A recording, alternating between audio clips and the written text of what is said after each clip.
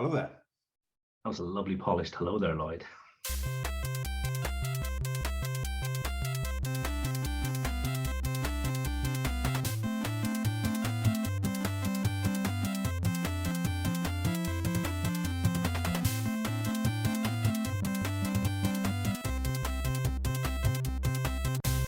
Welcome to Thinking Deeply About Primary Education, the podcast that makes time and space to really think about pedagogy, teaching and learning, professional development, anything of interest to time-poor but enthusiasm-rich primary teachers.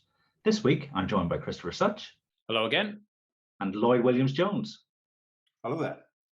And together, we're going to explore support for middle leaders. But first, Chris, what you reading for?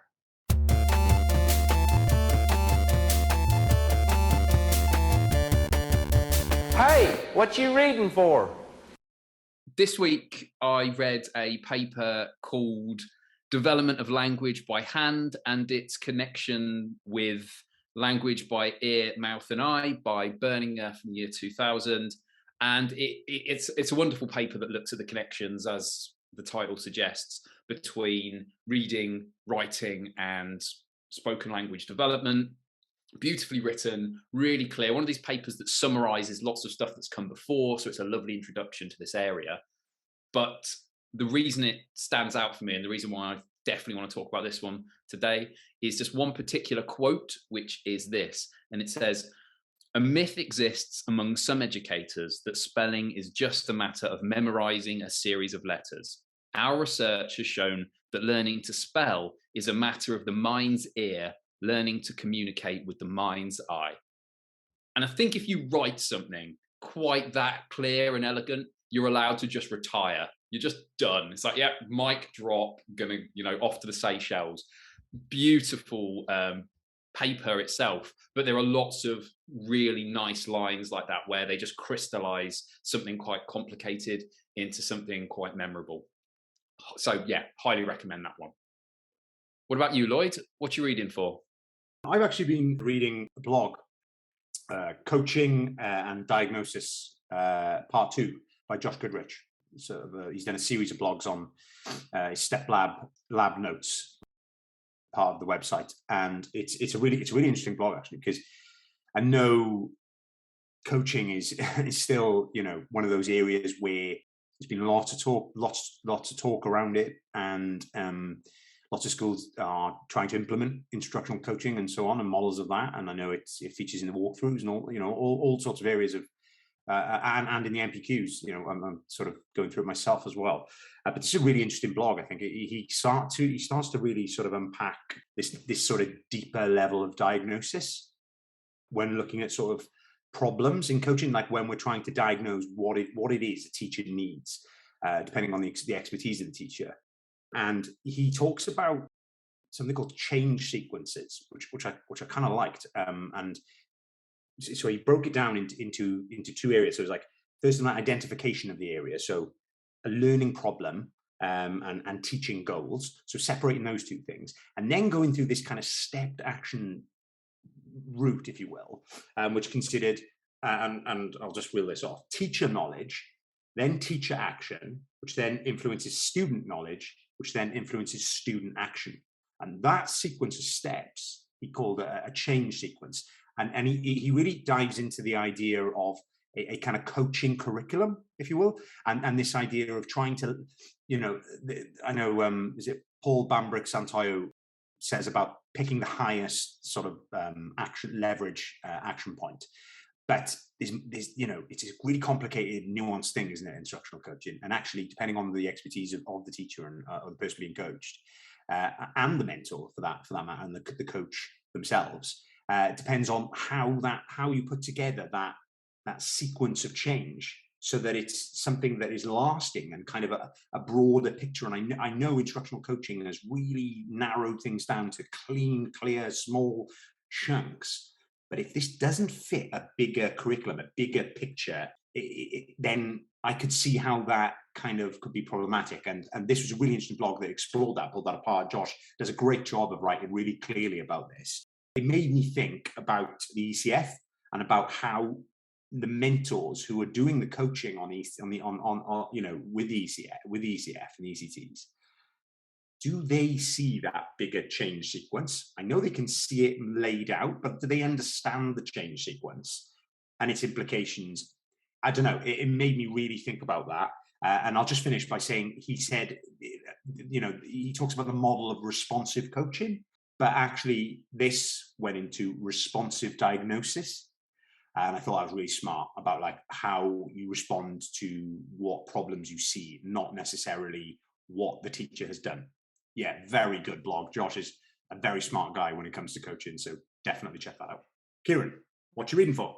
Mine is one, Chris, that I shared with you a while ago. It's called Concrete Computer Manipulatives by Julie Sarama and Douglas Clemens. It was a starting point for me when I wanted to think about the essence of concrete manipulatives in the classroom and sort of the reasons why. And, it's really well referenced, although most of the references are quite difficult to come by because a lot of them are sort of behind the paywall on the NCTM, in America. But there was this concept they talk about called integrated concrete knowledge. And essentially it's concrete knowledge that's connected to other pieces of knowledge. And I think if anyone's interested in going down this route, these are the sources I've been following, because, we've got things like MathSpot that we talk about all the time. And it's almost looking, well, okay, here's some research in that area that sort of makes us question what we mean when we say concrete, and I haven't found all the answers or any answers yet, to be fair, but I think it's a really good starting off point. I think we do need to take into consideration, why the piece has been written and who the intended audience is. But there's a lot of good stuff there and a lot of not conjecture. They have proposed a number of key ideas, and then they've said, here, you can look at research in this area, here's 5 or 6 papers you can check, and then you can go down a wormhole. And yeah, I really like that, because then I can really sort of see where some of the greatest minds in the field of early mathematics are focusing their attention. Yeah, so I think it was a really good jumping off point for hopefully some of the talks I'm going to do over the spring and summer in different conferences and things. But at the minute I'm stuck in a rabbit hole. So then the focus of this episode, requested by Tom Oakley, who is both in our Discord and supporter on Ko-fi, and he asked about how we could support middle leaders.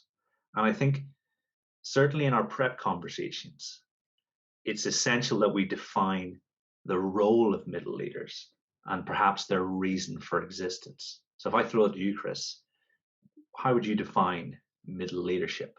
It's a tricky beast at primary level, isn't it? I mean, at secondary level, you're talking subject leaders, you're talking perhaps year group leaders on a pastoral level. That's your middle leaders are quite clearly defined. I know that when I first entered primary education and the schools that I worked in, it seemed to be the case that your middle leadership were people who were in charge of either a key stage or a couple of year groups, or then it was that your maths coordinator or your English coordinator. They were considered like your bedrock of middle leadership.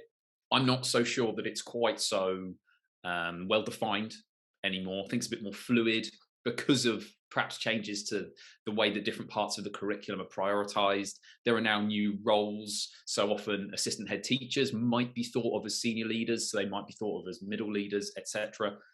So I think really the best way to think about it, rather than what's the title that they have, it's thinking about what is it that makes these positions unique and difficult. And I think what makes a middle leader, kind of by definition from the name that's in there, what makes a middle leader is the fact that they're having to share ideas with classroom teachers, kind of like lower than them in the school hierarchy, if you want to put it in those terms. But at the same time, they're having to express things up the school hierarchy towards usually a deputy head or a head teacher or a head teacher. So they're kind of caught between two different aspects of the school hierarchy. And I think that's the central idea. And that's partially, and I'm sure we'll talk about this, what makes those roles particularly challenging and particularly important in a school.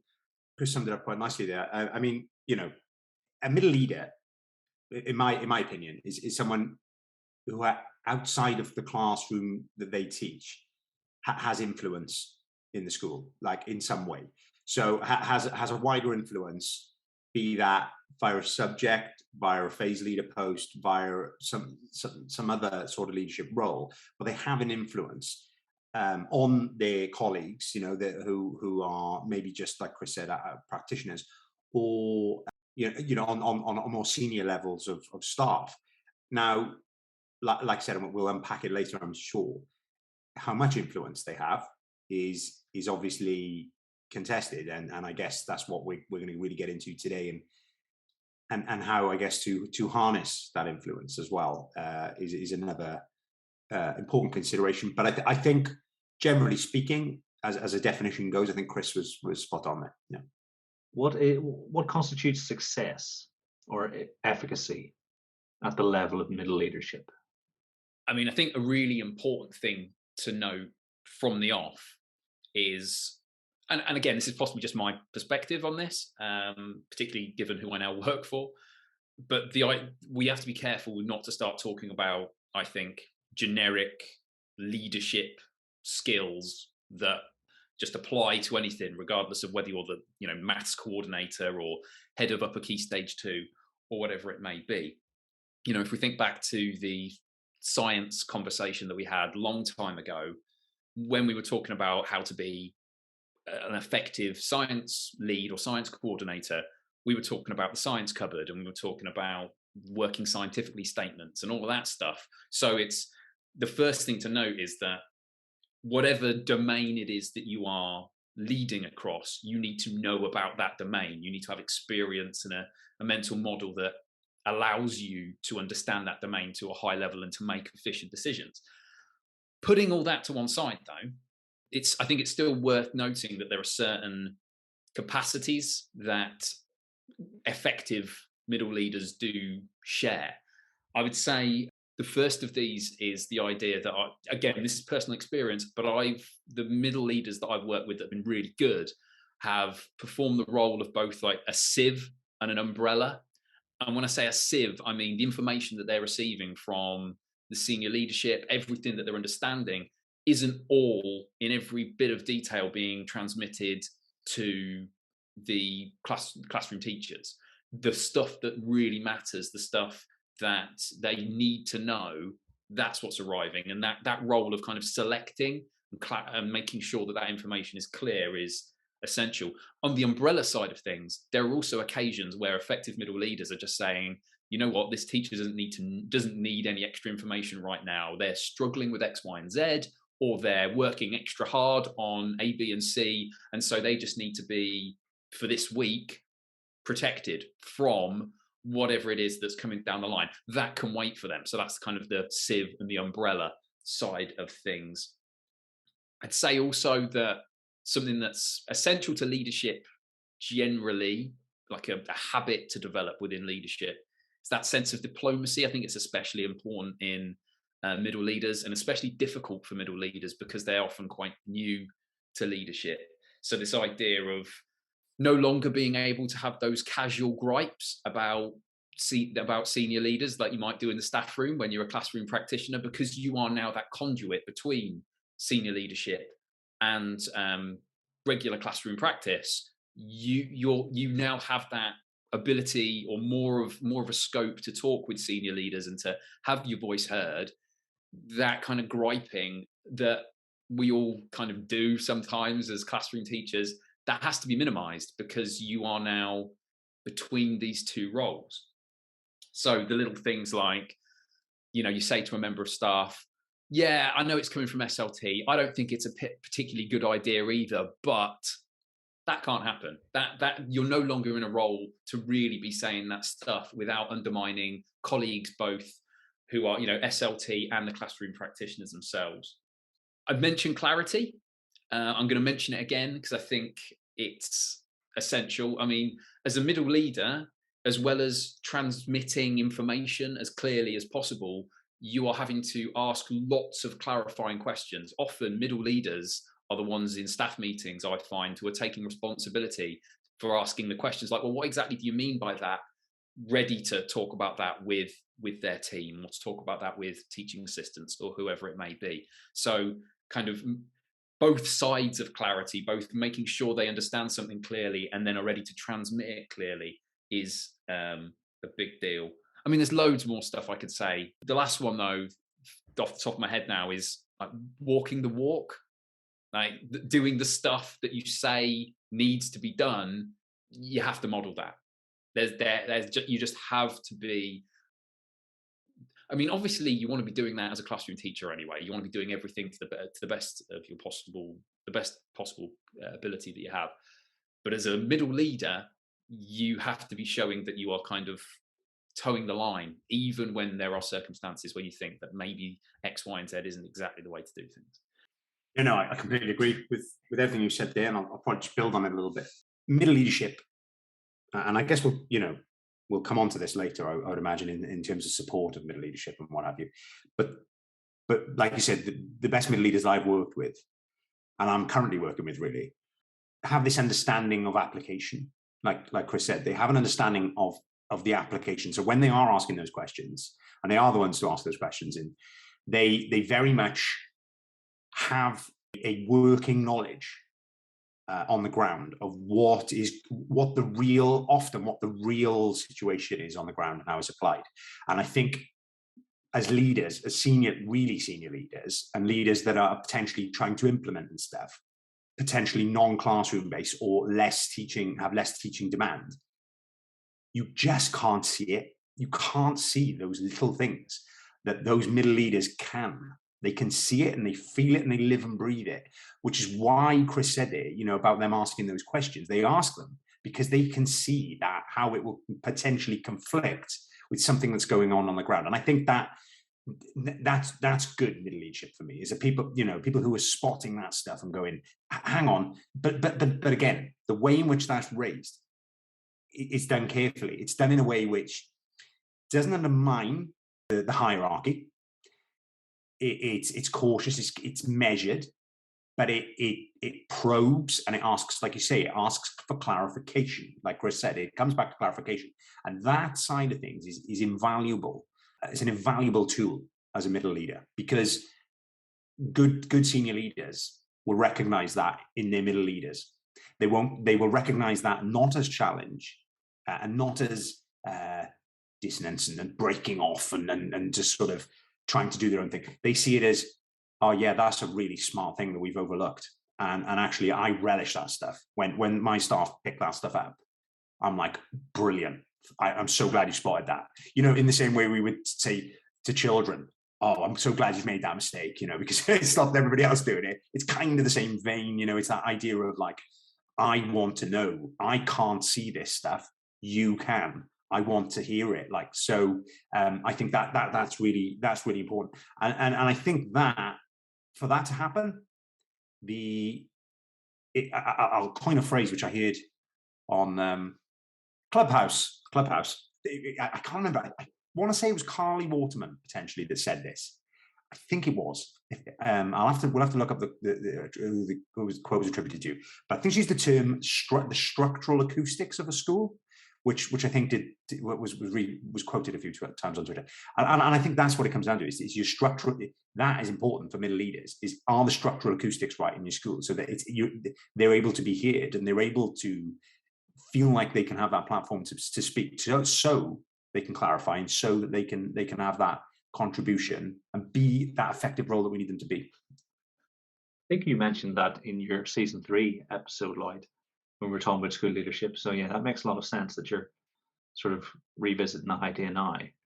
The only thing I would add is consistency, and the idea that effective middle leadership happens day in, day out at every possible opportunity that you have, because time's a massive premium. And I know lots of schools are very lucky, they can afford to support their leaders in having time to spend with colleagues. But I find the less core a subject is, the fewer opportunities there are. I don't know if that's an unfair generalization, but certainly my experience, for instance, the computing lead might see much less time out than the mathematics or the English leads. And so making sure that you are talking to people in the staff room, in between meetings, because there's a bit of dead time at the start of meetings. There's often quite a bit of time at the end of meetings. And I think if you're making your subject something that people are talking about, even if it's just a little bit each day, then at least they're talking about it, because if I introduce something on the first Monday staff meeting, or the first Tuesday staff meeting, and then I don't mention it again for the rest of the term, nothing's going to have happened with that subject. And so it's about being creative. In an ideal world, we'd all have 16 hours out of the class to work on our subjects, but we need to be teaching, more than we are out, I think. And so, so it's about how can we find the ways to be consistent and to make sure that our plate is continually spinning, so that, because like I say, if you mention it once, then what gets pushed gets prioritized. I remember when I was full-time in the classroom, if people didn't push it, it was going to the bottom of my very, very, very long list of things to think about. Just reflecting on what Lloyd said a moment ago, he was talking about how middle leaders keep track of, they know what the real situation, that was the phrase you used. And I think that works both ways. And again, this speaks to how difficult it is to be an effective middle leader, because while they are understanding kind of what's going on the ground and communicating that to senior leaders, they're also having to go the other way, in that they're having to think more about the bigger picture on behalf of senior leadership team when they're communicating with classroom teachers. So it's almost like they're having to communicate realism up the school hierarchy and idealism towards class teachers. So I think that's how I'd put it. I think just one other thing that I hadn't mentioned, and it seems like a silly thing, but I don't think it is. And again, it comes from me listening to a TDaPE episode earlier on with Cassie Young. She said she was talking about organization, and it was fascinating because I saw a lot of myself in what she said in this little bit, because she said I wasn't organized when I arrived in the classroom, but I recognized that, and she started doing things related to that. So she'd live by her diary. She knew that had to be done to a high standard in order to make sure that things worked. Now, in her case, she was talking about the role of a Senko, but I think the case it's true for middle leaders that you have to be organized. And if that isn't something that comes naturally to you, then you need to have things in place that make that a habit, like use of a diary, use of Google Calendar, or whatever it might be. So I think not letting things slip on an organizational level is way more important for a middle leader than it is for a classroom teacher. It's still important for a classroom teacher, but as a middle leader, as soon as other people are relying on you to be, or other classroom teachers are relying on you to be organized, it becomes that much more important. Yeah, they should perhaps teach that at university, because I think I was 22 by the time I realized that I needed to write stuff down. I'm sure I've mentioned this before, and certainly anybody who's listening and who worked with me in the early 2000s will be thinking, we remember when you weren't that organized, Kieran. but now if it's not written down, if it's not in the diary, well, it's not happening. So then I think moving on to the bulk of the episode, how can we support our middle leaders to become highly effective? You've already alluded to it, Kieran. One of your biggest currencies is time. And like you said, we need our middle leaders teaching. We do. So we can't possibly release all of our middle leaders, at once. And there's an awful lot of stretch, and schools in different situations that have different capacities to be able to release schools. What I would argue for in the sense of supporting middle leaders, and sort of having gone through that experience in the last sort of couple of years, it's important that leadership teams, and I mean senior leaderships like heads and deputies, are strategic about how they release middle leaders, because middle leaders are extremely time poor. We're all time poor, and middle leaders are very, very time poor. They have an awful lot of classroom demand, and then they're obviously trying to run subjects or run phases and do it effectively. Now, I'm going to speak now from a subject angle, because I think that's another clarification. Is, you know, we're talking about influence here. We could be talking about phase leaders. We could be talking about humanities lead. I'm going to have the sort of subject lead hat on to just answer this bit. And I don't know, Chris, maybe might want to add a bit of a wider scope later. But one of the things I think is really, really important, and Nick Hart talked about this really astutely, I think last week or the week before on the podcast, about this idea of spotlighting subjects and making sure that you have a strategic sort of plan for development of those middle leaders and how to support them to do it. And what he says in that, and this is something that is really, really important, is that those subjects or leaders, middle leaders that are in the spotlight, like you said, what is developed is, you know, is being done in the classrooms. You can't do everything. You need to be frugal. Like you can't be chasing all the rabbits, but at the same time, you can't let the plates drop. And I say this is why he says about those subjects and those leaders are waiting in the wings, ready. There's someone backstage just making sure that they're ready to go on. They're ready to step into the light when they need to step into the light. And I suppose for me, in my place, this took the form of a phased curriculum development approach, whereby we looked at sort of having 3 phases through a development plan, and those I picked up the sort of the spotlight leaders and worked with them, and we really carved out a lot like time. We had like a really flexible afternoon slot every week to work with those leaders, and the leaders that were in the spotlight or in the phase 1 of development, for example, had more time, because it was their time to really get on with that development. And what's important to say here, though, is Lucy My Head was then on picking up all those other subjects and working with them in a sort of smaller capacity, not as much time as the other, because you can't, if we're going to be realistic about it, you simply can't throw all the time at everybody. You have to do this. If you're going to make traction with developing these leaders, you have to have some sort of strategy to doing it. Now, I'm not saying for 1 minute that what I'm suggesting is the thing to do. It's an approach that I took. Would I change it? Probably, yeah. There was some things that I would tweak and change, but it served as a really useful model to be able to have that weekly time with a spotlight middle leader and really help them understand, like Chris said, the bigger picture, help them really buy into what the overall kind of vision is, and getting middle leaders to do that, be that the computing leader, the DT leader, whoever it is, see how their subject fits your curriculum, or see how if you're thinking about a phase leader, how their phase fits the school. It's about bringing that clarity to the overall picture. The currency there is time. Spend that time carefully, but you have to do some heavy lifting to create that time for them to spend it. And I think without doing that, expecting middle leaders to just get on with it after school on a Tuesday or a Thursday all the time, I think can be a bit naive. If you want quality, you have to invest time.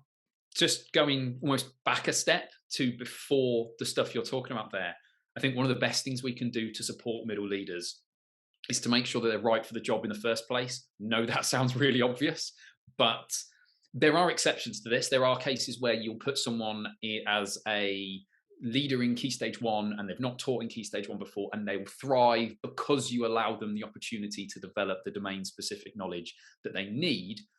But generally speaking, you want to have middle leaders wherever possible who do have some of that domain-specific knowledge. You do want to not just think, oh, they're generally capable, so that's, I'll give them that middle leadership position. It needs to really be people who know about the stuff they're going to lead on.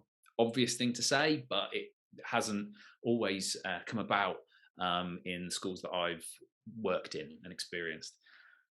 I would say another thing to note is, and it's hard to do this sometimes, to kind of cede some of that control, but as a senior leader, your middle leaders are there for a reason. They're there because you want them to take something on board themselves, to take responsibility for it. And that means that there are going to be occasions where they take something, they run with it, and it isn't done in exactly the way that you had visualized or in the way that you would have done it yourself. And it's hard to let go of that, but you have to accept that if middle leaders are sometimes going to go way beyond your expectations and do something that you couldn't possibly have visualized, which happens and is an incredibly satisfying part of being a senior leader, you have to accept that the other side of that coin is that sometimes they're going to experiment with something, try something, and it isn't going to work. There has to be room for a little bit of productive failure in what's going on. Now, obviously, we have to be safeguarding outcomes while that's happening, but there has to be a little bit of room for experimentation. There has to be room for you to step back, let them take something on, let them take charge of something, and that can be difficult to do as a senior leader, but well worth happening. I'd say beyond that, clear expectations of what you want from them in all sorts of circumstances. So if you are just putting something in place as a senior leader and you really want lots of constructive feedback on that, make that really apparent. Say, I want constructive feedback on this. How is this working on the ground, etc., etc. Or it might be the case that you don't want constructive feedback on that immediately. You want to give it a couple of weeks or a couple of months, whatever it is, to bed in. And you say to them, keep an eye on this, take a note of what's working, what isn't, and we'll talk about this later. Being really clear of your expectations. And that relates back to this idea of, the diplomacy that's required of a middle leader. I think something that ties into that as well is when they first get the job, I think sitting them down and saying to them, okay, if you're like, let's imagine 6 months from now, and this has worked really well. Why did this work really well? How did I support you? So find out how they want to be supported. Find out what sort of things push their buttons in a bad way and what kind of things help them to thrive, just by having a conversation from the very beginning that gives them the chance to say, you know what, when my workload gets a bit too much, I struggle to tell anyone because I'm worried that people will think I'm lazy, which is something I always worried about. And having those conversations where people can open up a little bit, maybe express some of their insecurities, and you can work out why a relationship in leadership might not work, and then preempt that can obviously be really valuable. I think back to the times that I've been most successful as a middle leader. Knowing exactly what success looks like has been essential, like you say, Chris, because then I feel like, okay, I can get on with this, because I was talking to some reasonably, senior leaders like CEOs, deputy CEOs like Amy, and the CEO of a trust won't have the time to put as much effort in as Lloyd will as deputy head, in that circumstance. So you need this two-way trust where they trust you to be articulate, to be in possession of a vision for where you want things to go over the next 4 years, and to trust that you have the capacity to share that with the teaching staff. And in return, they will trust you just to get on with it to an extent, I think. And as you said that, Chris, I was thinking, when I know what I'm expected to do, that's when I can be most effective. And I think perhaps it might be worth, and I'm thinking, where possible, if someone who is actually in senior leadership were to have oversight of how things ran on that middle level of leadership, then you almost streamline how those processes that you guys outline work in practice, because that person can see, okay, they're the person with the spotlight. They're the person who decides which subjects need to be brought in, which are fine spinning at the side. And then equally, they're the gatekeepers to that knowledge that you guys are talking about, because they can have the subscription to the Geography Association and they can be skimming, well, this looks like it's really pertinent to us, passing it on, or this podcast was really good, listen to this one, because we've mentioned previous episodes quite a bit tonight, but one thing that really stood out when I've been interviewing leaders recently, like John Hutchinson and Nick Hart, when we talked about curriculum and who has ultimate oversight, they all described a situation where one person, potentially the head of school, had complete oversight. But I think if you have someone who, in a similar situation, not necessarily focused on curriculum, but on all the things that perhaps accompany curriculum, like phases, like subjects, and then they control it, I think that opens up a space in which you can support your schools in flourishing. Because I look at you, Lloyd, and I see you're doing that kind of role, but you're also doing the operational stuff. And you're also got the big vision for how we can improve teaching and learning across the school, you know? And I think if you had someone take the operational stuff and take that, you know, do correct me if I'm wrong, because I'm talking about your specific situation, then that frees you up. You know, you've done wonderful stuff. You know, I think hopefully by the time this goes out, there will be a record of how wonderful a job you guys have done over the last 18 months. You know, Lucy, maybe just more than 2 years. But imagine what you could do if you weren't sorting cover and you weren't sorting duties. I don't really have much to add to what you guys have said, because you covered all my big things, you know, like time, like the support that people need. But I think the difference maker, where possible, might be having someone to create that space. In my head, you've almost got like this biome that opens up, and everybody exists under this dome, and you know, like a greenhouse or whatever, and things start to flourish. You know, that's what I'm imagining. It's really hard to get that across, but I think that would be my one piece for how we can support them the most is making that a priority in school.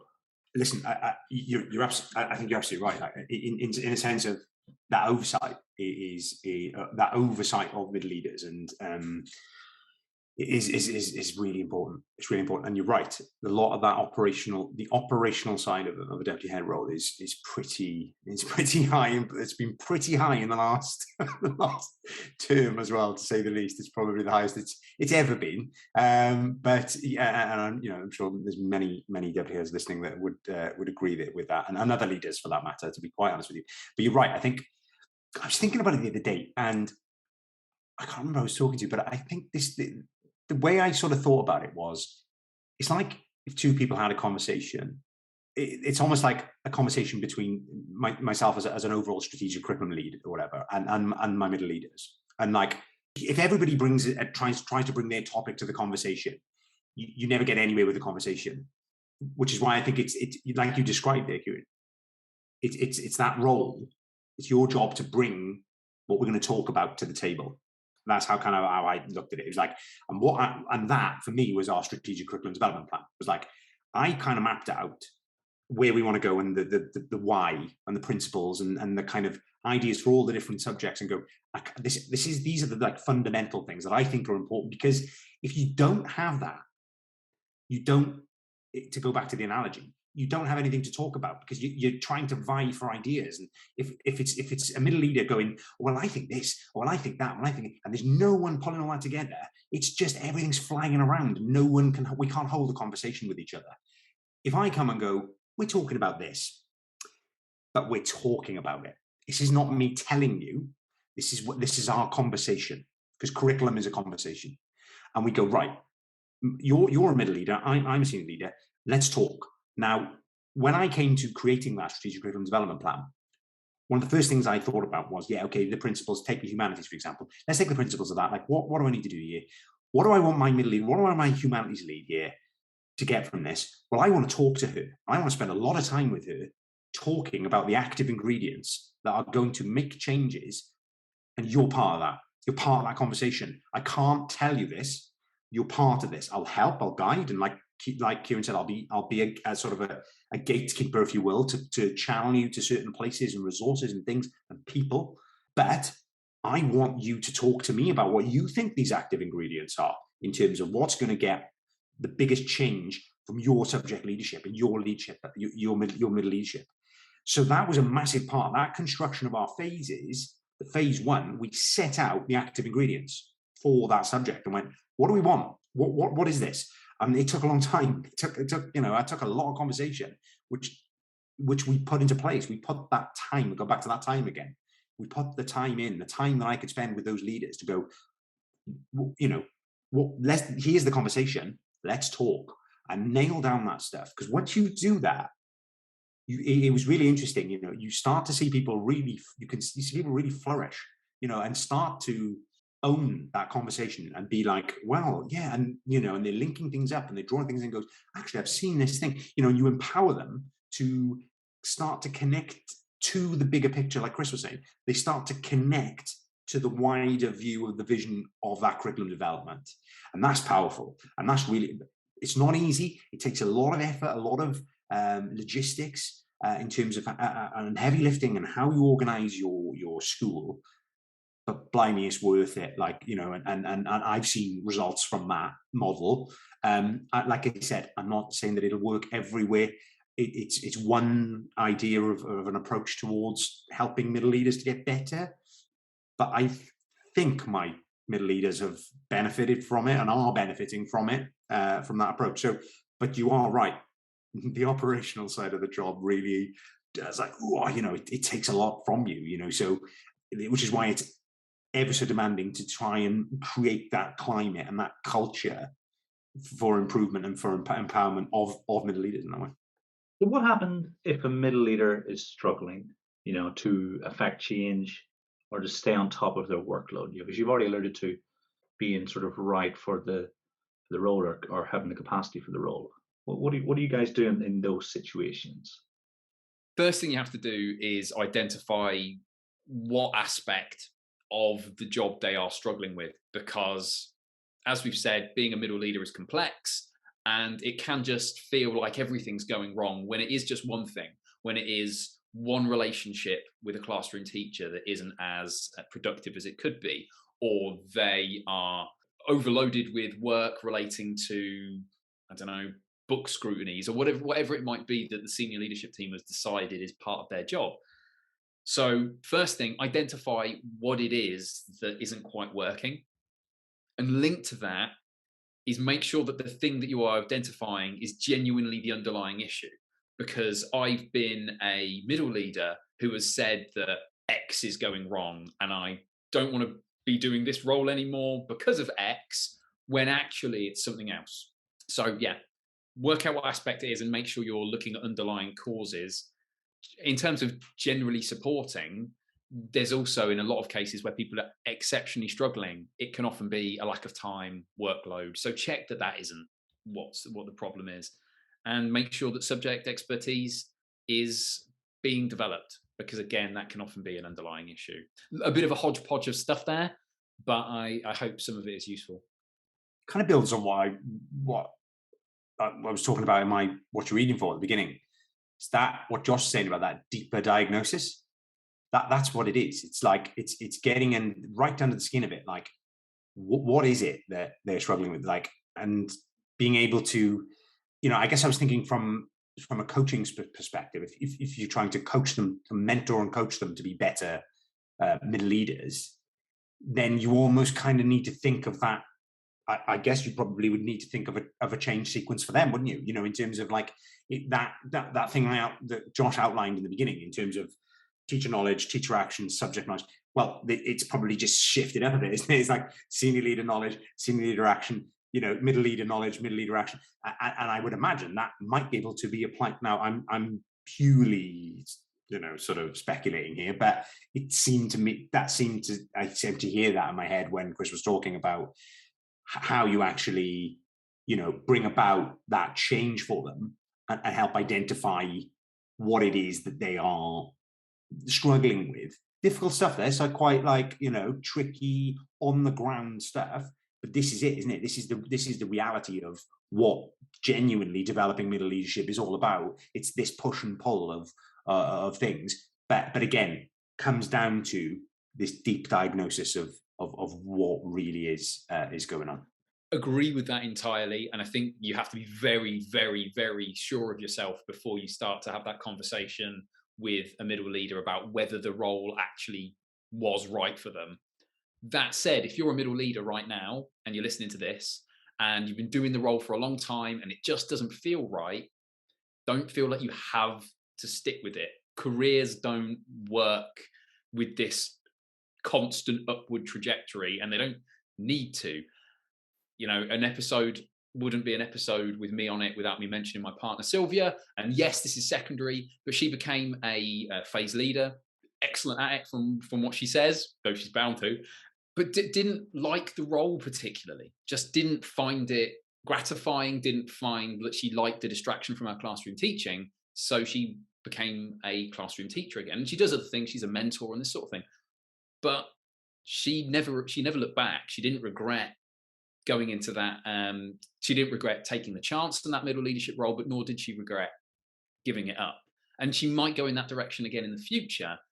But there's a tendency, I think, with steps into middle leadership, steps into senior leadership, to feel like changing role or moving back into a position you've had previously is somehow failure. And that's something I think we really have to get past as a profession.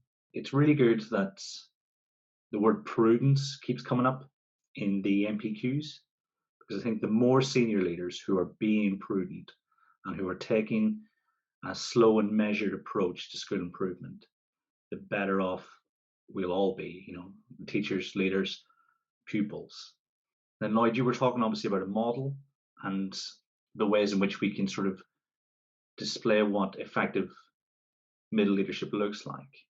Much like some of the worst examples of teaching, you know, where a novice has interpreted what they've seen and then tried to replicate it with an untrained eye. I think some of the worst examples of leadership come from the same situation, where you see someone else lead, you don't fully understand what they've done or the decisions they're making, and then you try to copy it. And, you know, sometimes it can be quite dangerous when that happens, you know, when there are no fail safes in place for that ineffective leadership. And so I think as senior leaders, being very clear about what leadership is essential. And for me, you know, an introvert who believes that you can get every single teacher or everybody who wants to be a teacher able to teach, I'd probably extend that to everyone who wants to lead, could lead, because I equate leadership to influence rather than a set of behaviors that may be quite prominent, certainly in the world of business, potentially in the world of education as well. And so I think it's okay. Leadership is the ability to influence the behavior of others towards some sort of positive outcome or desired outcome. And it's been really clear about that. And then doing the things we've said that will help you get there. I think that's how we support those who are perhaps struggling, because it might not be capacity. It might just be where they are on the novice expert continuum. And I think there's just as much of a continuum for leadership as there is for teachers, as there is for pupils. You know, these are psychological phenomenon that exist because we're human, and it makes sense that they would exist at many levels of human interaction. So yeah, so that's what I would do. I'd take all of the stuff you guys have done and be really clear about what leadership is.